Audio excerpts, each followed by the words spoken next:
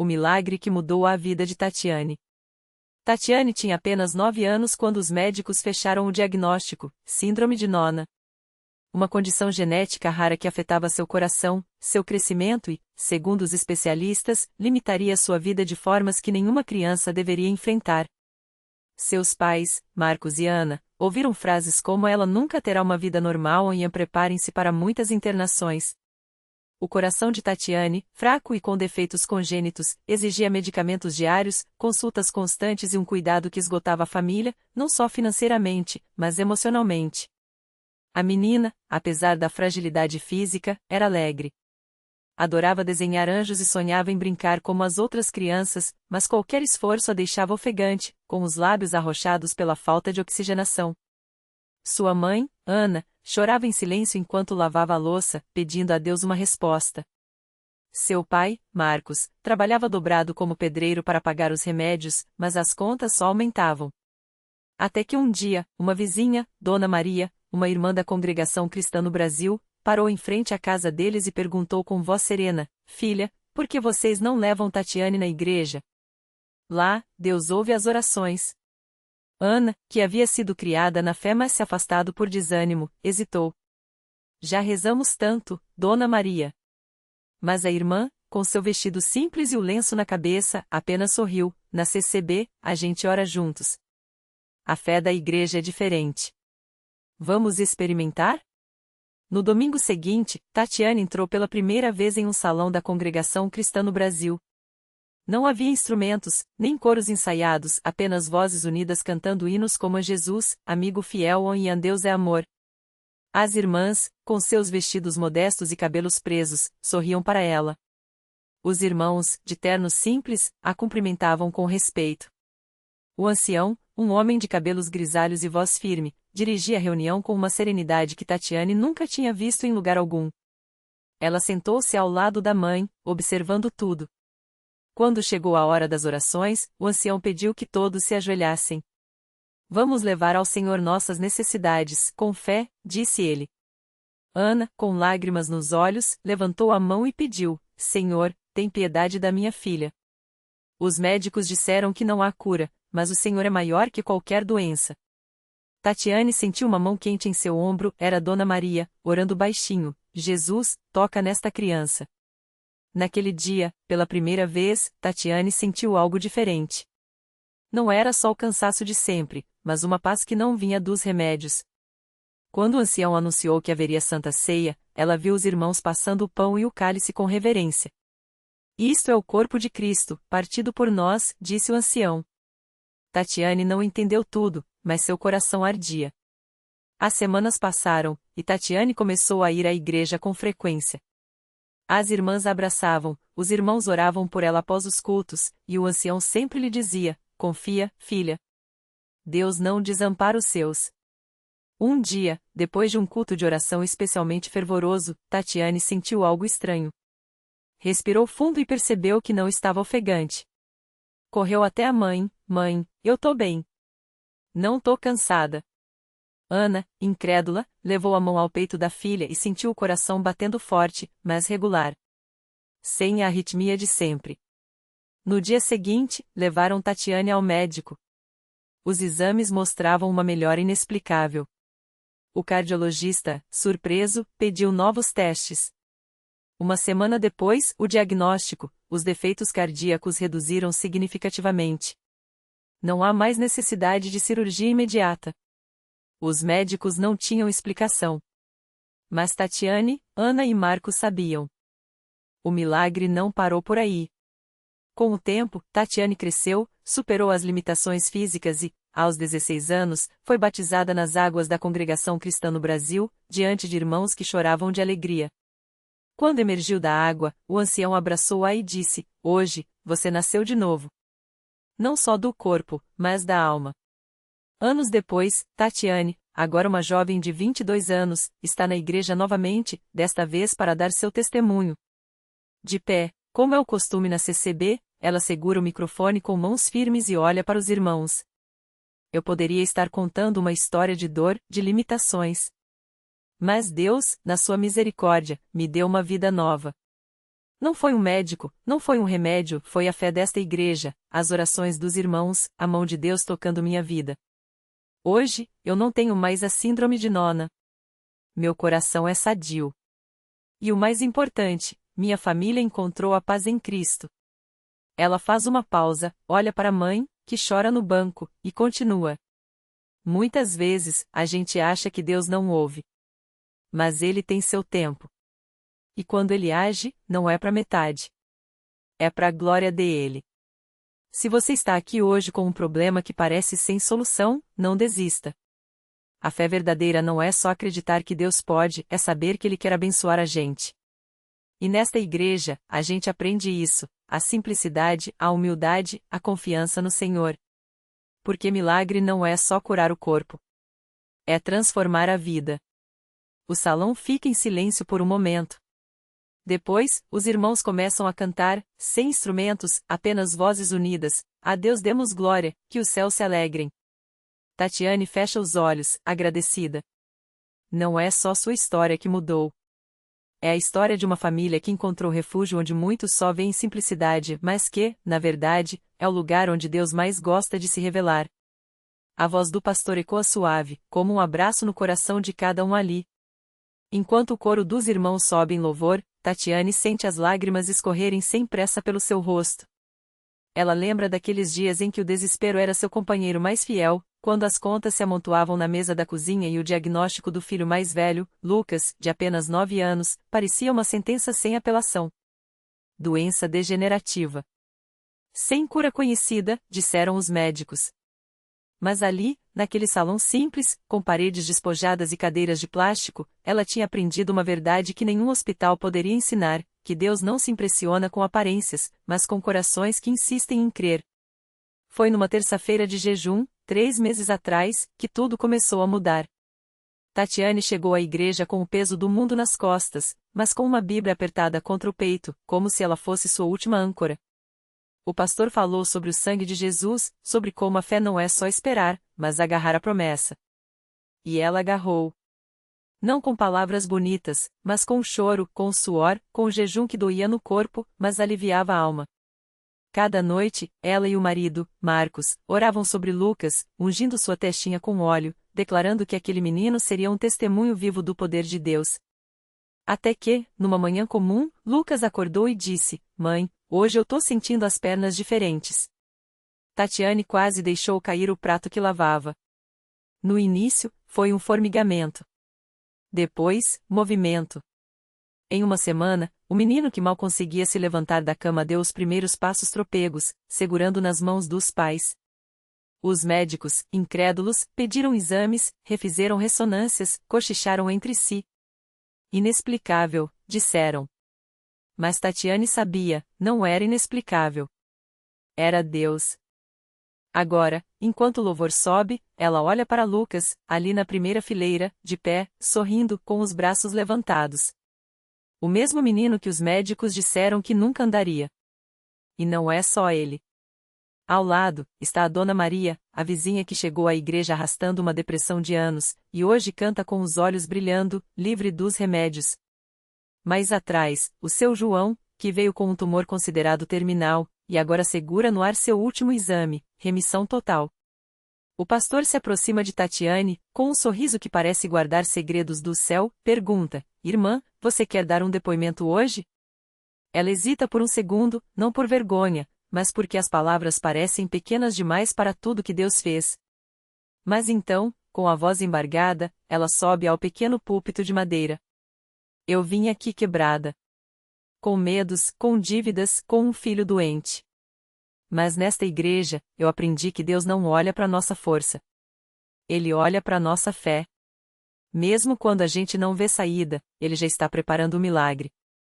Hoje, meu filho anda. Minha família está restaurada. E eu? Eu só tenho uma coisa a dizer: obrigada, Jesus. Porque aqui, entre essas 4 paredes simples, eu encontrei o Deus que faz o impossível." O salão explode em glórias. Alguém grita aleluia, outro chora, muitos levantam as mãos. Não há holofotes, não há produção. Só Deus, seu povo, e a certeza de que, onde há fé, até o deserto vira manancial. E enquanto o louvor continua, uma mulher na última fileira, que chegou ali pela primeira vez com um diagnóstico de câncer na mão, aperta a Bíblia contra o peito e murmura: se Deus fez por eles, Ele faz por mim também. Porque é assim na Igreja Universal, o milagre de um se torna a esperança de muitos. E a fé, quando é verdadeira, não tem fim. A mulher se chamava Marisa.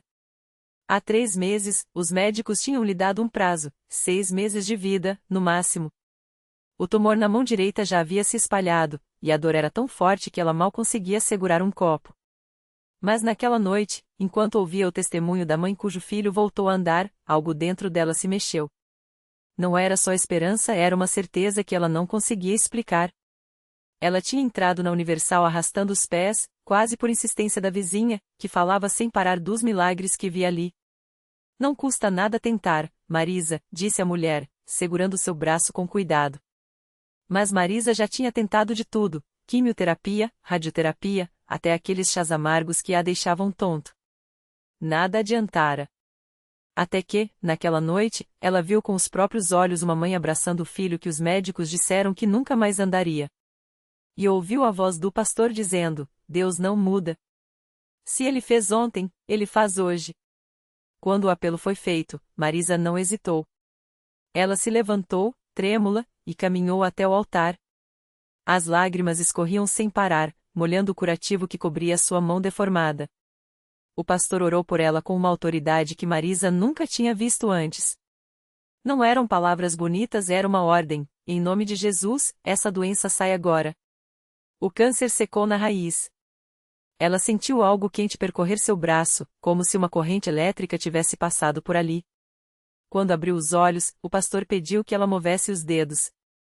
Marisa tentou, com medo de se decepcionar mais uma vez. Mas, para seu espanto, os dedos obedeceram. Sem dor. Sem rigidez. Ela flexionou a mão, depois o punho, e então, como se não pudesse acreditar, levantou o braço bem alto, girando-o no ar. A multidão explodiu em gritos de alegria. Glória a Deus, alguém berrou. É milagre. No dia seguinte, Marisa voltou ao hospital para novos exames. O médico que a atendia há meses olhou as imagens, depois olhou para ela, confuso. Isso não faz sentido. O tumor sumiu. Não há mais nada aqui. Ela sorriu, segurando o relatório com as mãos que agora estavam livres. Eu sei, doutor. Deus fez o que o Senhor não pôde. Quando voltou à Universal na semana seguinte, não foi sozinha. Trouxe o marido, que há anos estava afastado de Deus, e a filha adolescente, que nunca tinha pisado numa igreja. Na frente de todos, ela contou seu milagre, mostrando a mão sadia. Eu vim aqui para morrer, mas Deus me deu vida. E não só para mim, para minha família também. O marido, um homem duro, de olhos sempre baixos, chorou pela primeira vez em anos. A filha, que sempre zombava de coisas de religião, agora segurava a Bíblia da mãe como se fosse um tesouro. Porque é assim que Deus age. Ele não faz milagre pela metade. Quando ele toca uma vida, ele restaura tudo, o corpo, a alma, a família. E cada testemunho que soa naquele altar não é só uma história, é um convite. Um convite para quem ainda duvida, para quem ainda sofre, para quem ainda acha que não há saída. Enquanto Marisa terminava de falar, uma senhora idosa, curvada pela artrose, se levantou com dificuldade do banco. Seu rosto estava marcado pela dor, mas seus olhos brilhavam. Se Deus curou ela, Ele cura a mim também, sussurrou, começando a caminhar em direção ao altar. E assim, mais uma vez, a fé se espalhou como fogo. Porque na Igreja Universal, os milagres não são lendas. São realidades que acontecem toda semana, toda noite, a cada vida que se entrega nas mãos dele. E o melhor de tudo? Sempre tem mais. Sempre tem alguém que ainda vai ouvir a voz de Deus dizer: para mim, nada é impossível. A senhora se chamava Dona Maria das Dores, mas todos no bairro a conheciam apenas como Dona Dores. Aos 72 anos, ela carregava nas costas não só a idade, mas o peso de uma vida de trabalho duro, anos lavando roupa para os outros, criando os filhos sozinha depois que o marido partiu, e, nos últimos tempos, a dor constante que a impedia até de abraçar os netos com força. Os médicos tinham dito que era artrose avançada, que o remédio só aliviava um pouco, que ela teria que aprender a conviver com aquilo. Mas Dona Dores não queria só conviver. Ela queria viver. Quando seus pés tocaram o tapete vermelho do altar, as lágrimas já escorriam sem controle. Não eram lágrimas de dor física aquele momento, eram de uma esperança que ela não deixava morrer, mesmo quando o corpo parecia desistir. O pastor, ao vê-la se aproximar com passos trêmulos, estendeu a mão e disse com voz firme: "Avance, mãe. Jesus está aqui." Ele não olha para a sua idade, não olha para o seu diagnóstico. Ele olha para a sua fé. Dona Dores caiu de joelhos, e foi como se todo o cansaço dos anos descesse sobre ela de uma vez. Mas então, algo aconteceu. Enquanto o pastor orava, impondo as mãos sobre seus ombros curvados, ela sentiu um calor estranho percorrer a coluna, como se dedos invisíveis estivessem desatando nós que ninguém mais conseguia alcançar. Primeiro, foi um formigamento. Depois, uma leveza. E então ela moveu os braços para cima, devagar, como se testasse águas desconhecidas. "Levante, mãe. Em nome de Jesus, levante." O pastor incentivou, e a igreja inteira parece ter prendido a respiração. Dona Dores tentou. E, para seu próprio espanto, conseguiu. Primeiro nos joelhos, depois, com um impulso que não vinha dela, ficou de pé.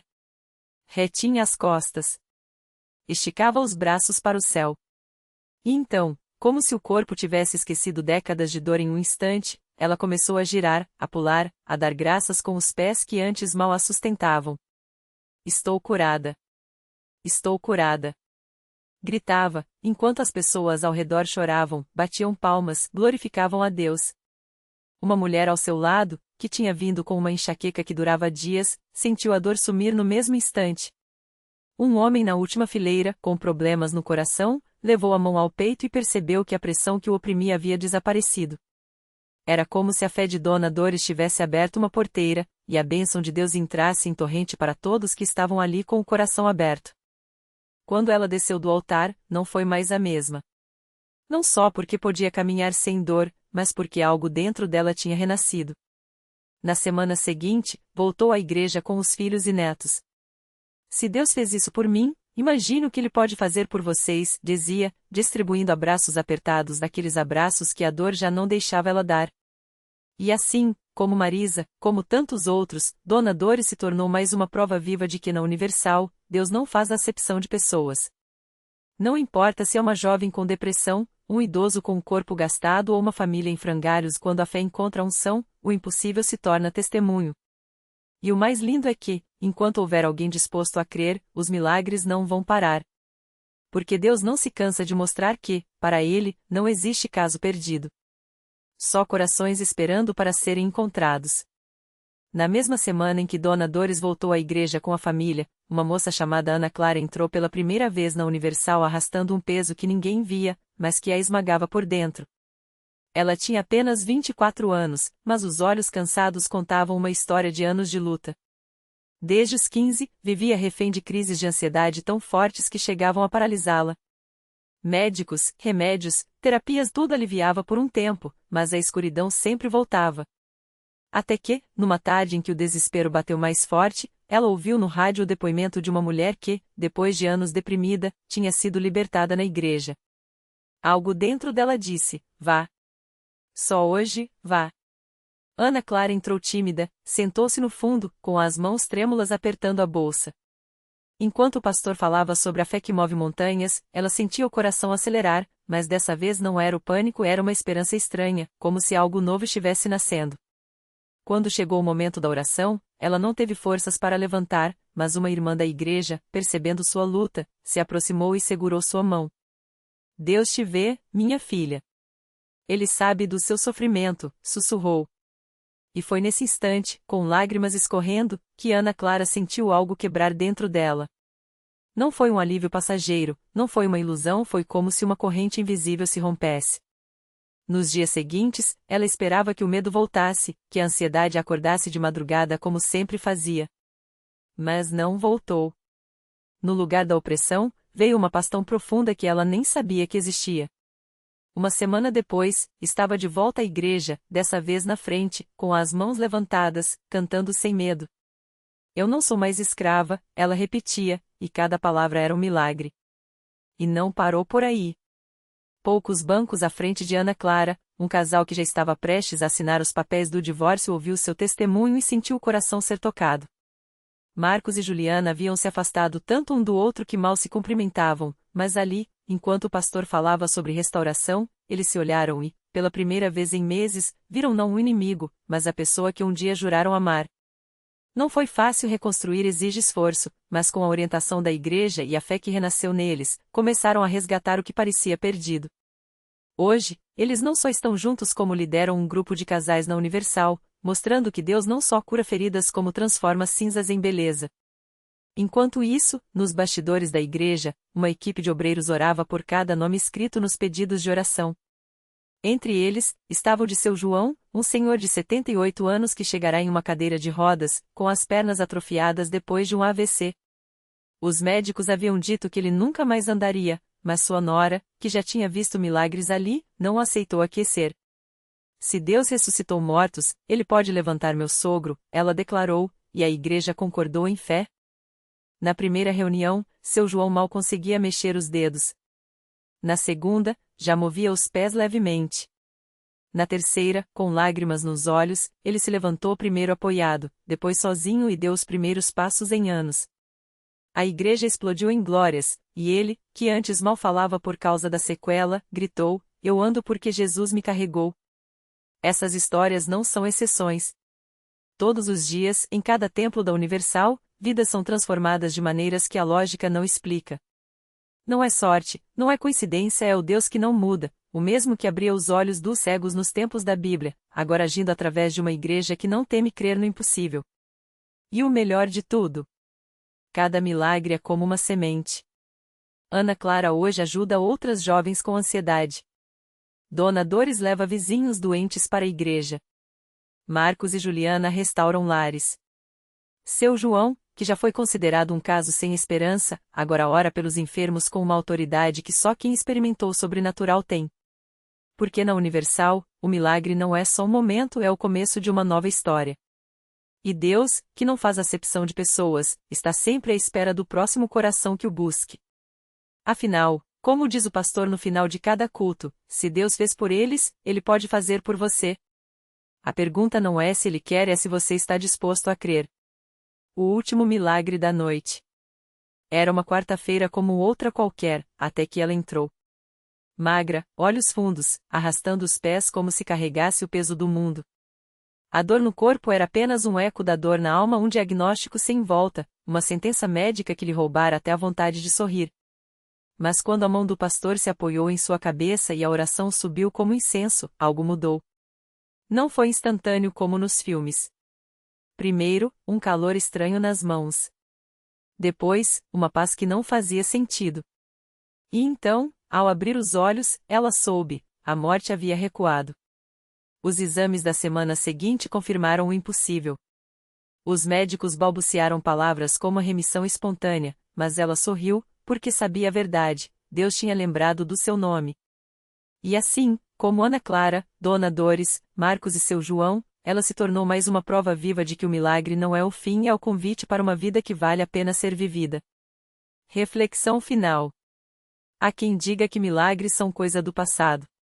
Mas e se eles estivessem apenas esperando por alguém disposto a estender a mão e agarrar a promessa? Deus não mudou. O que mudou foi a nossa capacidade de surpresa. Em um mundo que explica tudo, Ele ainda escolhe se revelar no inexplicável não para nos impressionar, mas para nos lembrar: a fé não é sobre ter todas as respostas, é sobre confiar naquele que as tem. Lição de vida. O milagre não te poupa das batalhas, mas te dá um motivo para lutá-las. Ana Clara ainda sente a ansiedade bater à porta, mas agora sabe quem a ajuda a fechar. Dona Dores ainda vê a doença nos outros, mas agora leva a esperança junto com a visita. E você? O que faria se soubesse que a sua história pode ser a próxima a inspirar alguém a crer? No final das contas, a pergunta não é: Deus pode? Porque Ele já provou que sim. A pergunta é: você está pronto para ser a próxima resposta?